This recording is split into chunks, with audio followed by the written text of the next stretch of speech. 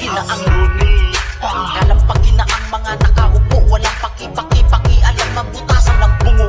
Hindi ko dinadasal, may dumanak na dugo. Hindi ba't kayo din may kasalanan? Mga kaibigan, nandiyan kayo sa loob, nagpakasarap habang mga duka mas lalo pang naghihirap. Dapat sa inyo nililibing na ng buhay. Kung mga Pilipino sa hirap at gutom nyo pinapatay, hindi nyo gugustuhin itong mensahe ko. Oras paningin ko yung dumilim.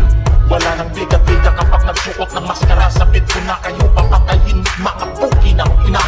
Dapat yan pinuputulan ng paa. Tatanggalin yung mga kamay, tatagdahin ko ng taga.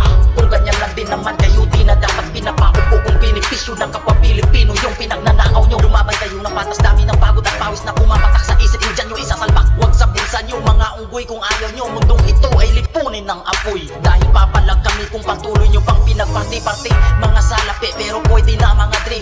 Ang buloy na lang yan kapag katawan nyo amin ng pinagkarne-karne.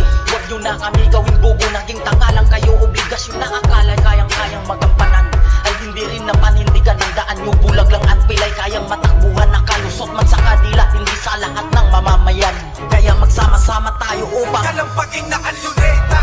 Taas noo di yuyuko, mga niloko nyo'y hindi nagbibiro. Kalampagin na ang luneta, iangat ang hinalato sa niluklok mo ng hintuturo. Kalampagin na ang luneta, pagod na kaming maupo sa panloloko ng nakaupo.